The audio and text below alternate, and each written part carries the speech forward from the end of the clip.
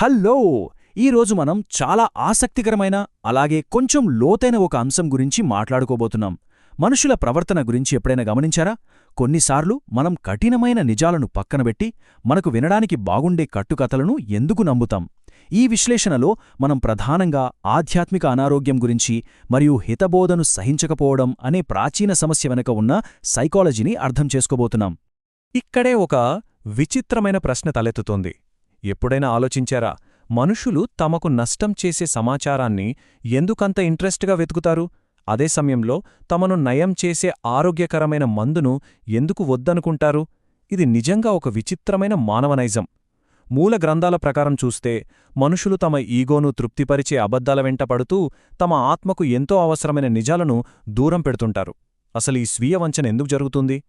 దీనికి సంబంధించి 2 తిమోతి 4వ అధ్యాయంలో ఒక అద్భుతమైన ప్రాచీన హెచ్చరిక ఉంది. ప్రాణాన్ని నిలబెట్టే ఆరోగ్యకరమైన బోధనలను ప్రజలు భరించలేని, సహించలేని ఒక కాలం వస్తుందని ఇది స్పష్టంగా చెబుతోంది. దీన్ని మనం కేవలం ఏదో మతపరమైన విషయంగా కాకుండా మానవ ప్రవర్తనను పర్ఫెక్ట్గా ప్రతిబింబించే ఒక అద్దంలాగా చూడాలి. సరే, ఇక మొదటి విభాగంలోకి వస్తే వ్యాధి నిర్ధారణ. అసలు ఆధ్యాత్మిక అనారోగ్యమంటే ఏంటి? ఇక్కడ ఒక గ్రీకు పదం హూగియైనో గురించి తెలుసుకోవడం చాలా ముఖ్యం. ఇంగ్లీష్లో మనం వాడే హైజీన్ అంటే పరిశుభ్రత అనే పదం దీని నుండే వచ్చింది. హితబోధ లేదా సౌండ్ డాక్ట్రిన్ అంటే కేవలం వినడానికి బాగుండే ఫిలాసఫీ కాదు. అది మన ఆత్మకు బలాన్నిచ్చే మంచి ఆర్గానిక్ ఫుడ్ లాంటిది. అది మనిషిని లోపలి నుండి శుభ్రంగా, ఆరోగ్యంగా ఉంచుతుంది. మరి ఈ వ్యాధి ఎక్కడ మొదలవుతుంది? దానికి కారణం అనెఖోమాయి అనే మరో గ్రీకు పదం వివరిస్తుంది. అనెఖోమాయి అంటే భరించడం లేదా సహించడం. సమస్య ఏంటంటే జనాలు తమ తప్పులను ఎత్తిచూపే ఈ ఆరోగ్యకరమైన బోధనలను అస్సలు సహించలేరు. ఇలా హితబోధను సహించకపోవడమే ఈ ఆధ్యాత్మిక అనారోగ్యానికి మూలకారణం. ఇక రెండవ విభాగంలో ఈ వ్యాధి లక్షణాలు ఎలా ఉంటాయో చూద్దాం. ముఖ్యంగా దురద చెవులు మరియు కట్టుకథల ఆకర్షణ. గాట్ క్వశ్చన్స్ వారి విశ్లేషణలో ఒక అద్భుతమైన మాట చెప్పారు.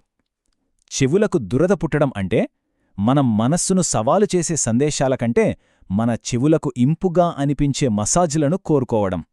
అంటే జనాలకు నిజాలు వద్దు, జస్ట్ వాళ్లను ఎంటర్టైన్ చేసే, వాళ్లకు నచ్చే కొత్త విషయాలు మాత్రమే వినాలని కోరుకుంటారు.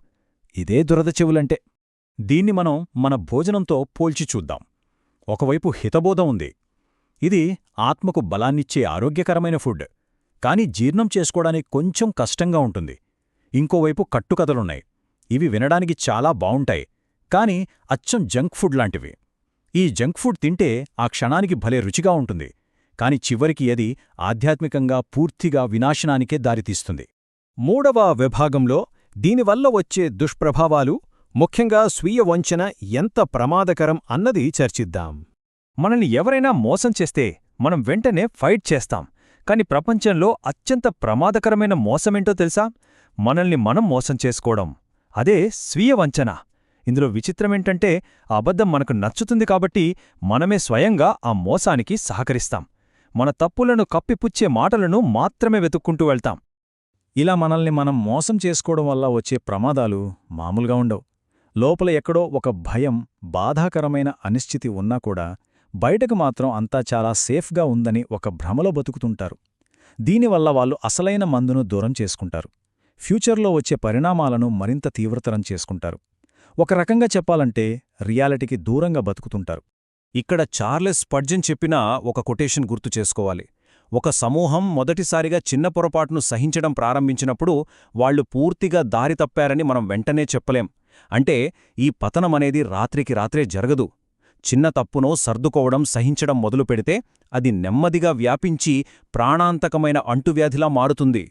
ఇక 4వ విభాగం స్థానభ్రంశం. అంటే సత్యం నుండి పూర్తిగా పక్కకు తప్పుకోవటం. సత్యం నుండి మనిషి ఎలా దూరమవుతాడు అనేదానికి ఒక 4 స్టెప్సున్నాయి. ఫస్ట్, హితబోధను అంటే ఆరోగ్యకరమైన మాటలను అస్సలు సహించలేరు. సెకండ్, ఎప్పుడూ కొత్తదనం కావాలని చెవులకు దురద పెంచుకుంటారు. థర్డ్, తమ తప్పులకు ఒత్తాసు పలికవాళ్లను చుట్టూ చేర్చుకుంటారు. అండ్ ఫైనలీ, సత్యం నుండి ముఖం తిప్పుకొని కట్టుకథల వైపు వెళ్ళిపోతారు. ఇదొక వినాశకరమైన పతనం. ఈ పరిస్థితిని వివరించడానికి మెడికల్ టర్మినాలజీలో ఒక పదం ఉంది. అదే గ్రీకు పదం ఎక్ట్రెపో. దీని అర్థం కీలు జారిపోవడం లేదా బెణకడం. భౌతికంగా మన శరీరంలో కీలు జారితే ఎంత నొప్పో కదా. అలాగే ఉద్దేశపూర్వకంగా సత్యం నుండి జారిపోవడమనేది మన మనసును, ఆత్మను కీళ్లు తప్పేలా చేస్తుంది. ఇక్కడొక సూక్ష్మమైన పాయింట్ గమనించాలి. సత్యాన్ని వినకుండా ఉండటమనేది మనుషులు ఉద్దేశపూర్వకంగా తీసుకునే నిర్ణయం. కాని అలా సత్యాన్ని వదిలేసిన తర్వాత వాళ్ళు తమకు తెలియకుండానే భ్రమలకు నిస్సహాయంగా బలైపోతారు. అంటే మీరు సత్యాన్ని రిజెక్ట్ చేస్తే ఆటోమేటిక్గా అబద్ధానికి బానిసైపోతారన్నమాట. మరి దీనికి నివారణ లేదా? ఖచ్చితంగా ఉంది. 5వ విభాగంలో ఈ ఆధ్యాత్మిక అనారోగ్యానికి సరైన ట్రీట్మెంట్ అంటే ఆరోగ్యకరమైన ఆధ్యాత్మిక ఆహారం గురించి చూద్దాం. నిజానికి హితబోధ అంటే ఏదో రూల్స్ బుక్ కాదు. మనల్ని మనం కాపాడుకోవడానికి అది ఒక షీల్డ్ లాంటిది. ఇందాక మనం చెప్పుకున్నట్లు ఈ స్వచ్ఛమైన ఆత్మ సంబంధమైన ఆహారం మాత్రమే మనల్ని ఆధ్యాత్మికంగా బలంగా ఉంచుతుంది. ఇది ప్రతికూల పరిస్థితుల నుండి, మోసాల నుండి మనల్ని ఎప్పటికప్పుడు రక్షిస్తూ ఉంటుంది. ఈ స్వీయ వంచన నుండి బయటపడటానికి కొన్ని ప్రాక్టికల్ స్టెప్సున్నాయి. ముందుగా వాక్యాన్ని మన లోపాలను చూపించే ఒక నిజాయితీగల అద్దంలా స్వీకరించాలి. ఆ తర్వాత సత్యాన్ని కేవలం వినడమే కాదు, మన జీవితంలో ఆచరించాలి. ఇతరులతో అస్సలు రాజీపడకుండా ఆ సత్యాన్ని పంచుకోవాలి. ఈ ప్రాసెస్లో వచ్చే కష్టాలను ఓపికగా భరించాలి. అప్పుడే ఈ చీకటి నుండి బయటపడగలం. ఇక్కడ మనం గుర్తుంచుకోవాల్సిన ఒక అద్భుతమైన పాయింట్ ఉంది. జ్ఞానంలో మొదటి మెట్టు సత్యాన్ని తెలుసుకోవడం.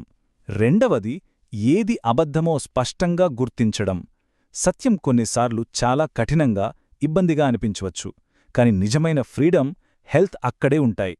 మనం నమ్మే విషయాలు నిజాలా లేక మనల్ని సాటిస్ఫై చేయడానికి పుట్టిన కట్టుకథలా అనేది ఎప్పటికప్పుడు చెక్ చేసుకోవాలి. ఇక ఈ విశ్లేషణను ముగించే ముందు ఒక లోతైన ప్రశ్న మిమ్మల్ని అడగాలనుకుంటున్నాను. ఆత్మకు వేసే మందు చేదుగా ఉన్నా అది ప్రాణాన్నిస్తుంది. కాని విషం ఎంత తీయగా ఉన్నా అది మరణాన్నిస్తుంది. మరి నేటి సమాజంలో మనుషులు దేనిని ఎంచుకుంటున్నారో? ప్రాచీన గ్రంథాలలోని సైకలాజికల్ ఎనాలిసిస్ ఇప్పటికీ ఎంత పర్ఫెక్ట్గా సరిపోతుందో కదా. మన ఆధ్యాత్మిక ఆరోగ్యం పట్ల మనమెంత జాగ్రత్తగా ఉండాలో ఇది స్పష్టం చేస్తుంది. ఈ విశ్లేషణ మీకు ఆసక్తికరంగా అనిపించిందని ఆశిస్తున్నాను. మళ్ళీ మరొక టాపిక్తో కలుద్దాం.